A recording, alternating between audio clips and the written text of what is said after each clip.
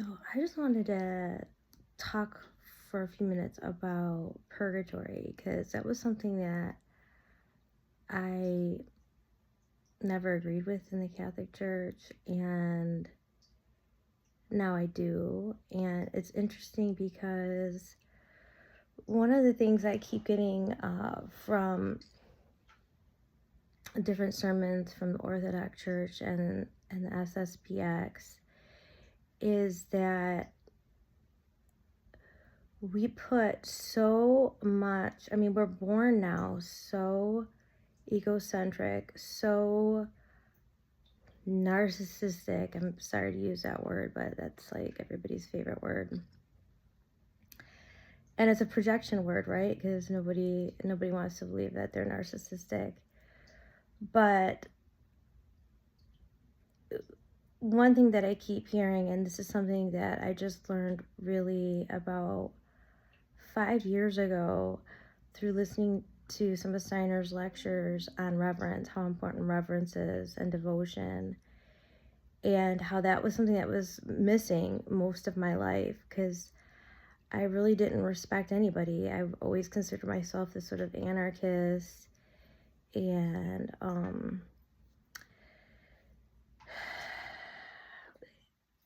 anyways, I don't want to go off on that tangent, but the point was that it doesn't really matter what our personal beliefs are. Like, I can have these opinions, but like in terms of, like, say, the Orthodox Church or the Catholic Church that have been around for 2,000 years, assuming there's no phantom time aspect on that there could be somebody out there that knows more than me. And I know just myself, for being a mystic and somebody who is close to the spiritual world, when you're around a religious people, there's mostly people out there that are religious that have no spiritual connection or feeling or understanding. And so that creates this really dogmatic, and we're seeing that right now with the Catholic Church. There's so many priests, and I don't know how they get led into the priesthood if they aren't. Like, to me, that like doesn't make sense. I don't know if they're being pushed from their families or the dynamics. I understand, just because I have 4 uncles that were priests, how it used to be done. It was like the mother selected the baby when they were born, and I also used to resent that as well. But now I've accepted that, this was a process, and who knows a child more than the mother. So I had to come to terms with that myself, my own understanding of, like, I don't know everything, and if I don't understand something, that doesn't mean it's not true just because it's not true to me. And so I run into this. I know people feel like that. I have a lot of like friends that were Catholic or had issues, and they're like, I just don't believe this, I just don't believe that, I don't believe this. And it becomes so personalized. One thing I was thinking just the other day on Easter, we were talking about infant baptism, and a friend of mine gave an opinion and said, like, oh, well, it's really just a symbol of this and that. And I had to tell her, like, no, that's not what the Catholic Church teaches. And I had explained it to her, and she's somebody that went to Catholic church or Catholic school her whole entire life, and didn't understand what infant baptism meant in the Catholic Church. And it went like that for me as well. So they're not doing a good job of teaching us. As we know, Vatican II has created just a hodgepodge of really nothingness within the church, and made us indistinguishable from the Protestant church, really, especially with letting all these lodge people in. I don't want to say the name. But so going back to purgatory is something that I hadn't believed in until my mom passed. And then it was a very torturous experience because she didn't want to leave the earth plane, and that made me very sad. Like her faith was so small that she didn't want to leave the earth plane, and she really fought. There was no, from the time she was diagnosed with cancer until the time she passed, there was no reflection, and there was no embracing of death or preparing for it. It just became a total denial. But I also attribute that to all the drugs and medication they were giving her. She's taking a lot of morphine, Xanax, whatever. So that's one thing that just showed me, like, I don't want to pass like that. I don't want that to be my experience. I don't want to miss my death. But shortly after, when the day she died on Easter, actually the morning right after she died, somebody knocked at my bedroom door, and it was like, I don't know, 7 o'clock in the morning or something, and I ran to get it. I thought it was my son, and then there was nobody there.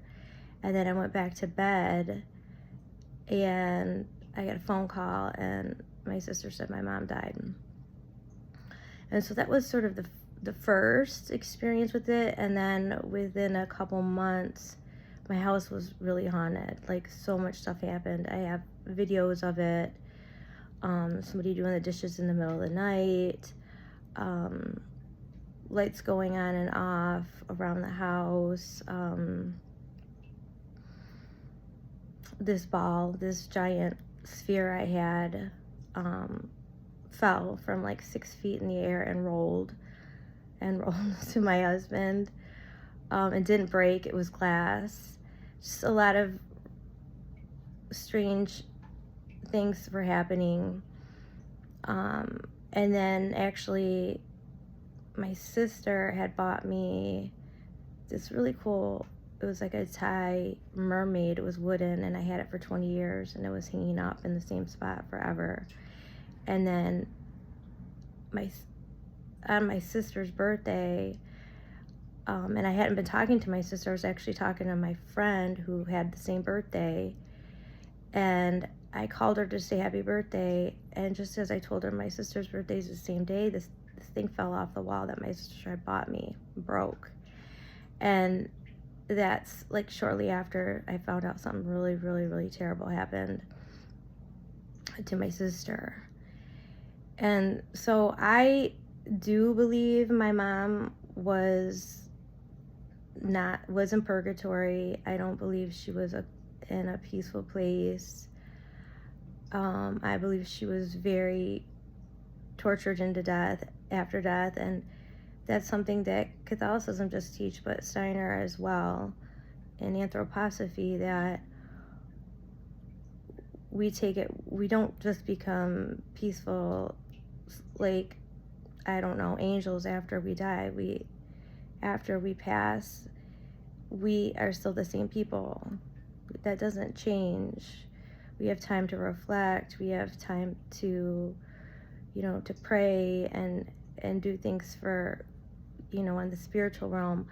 But as far as haunting and ghosts go,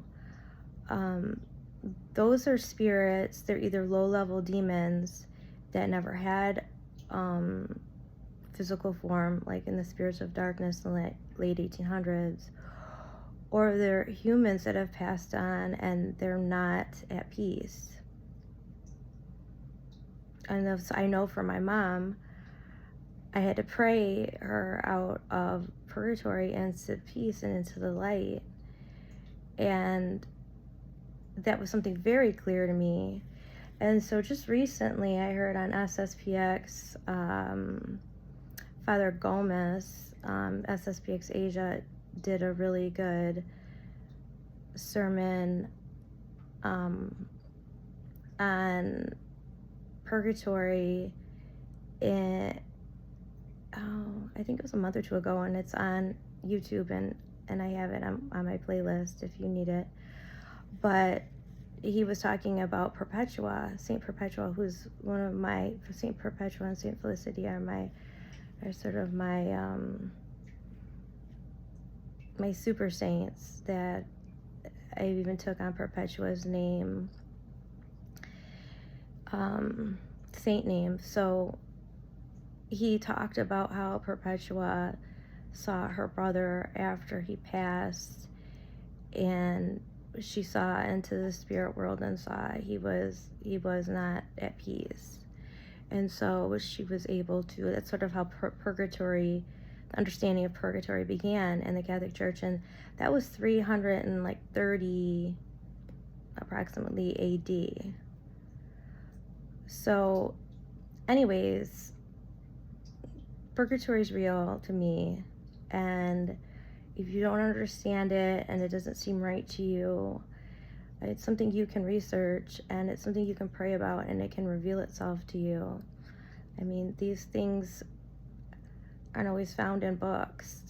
They can be personal experiences that we can understand without the internet, without our thumbs. Like, is purgatory real? What does AI say? We don't have to do that.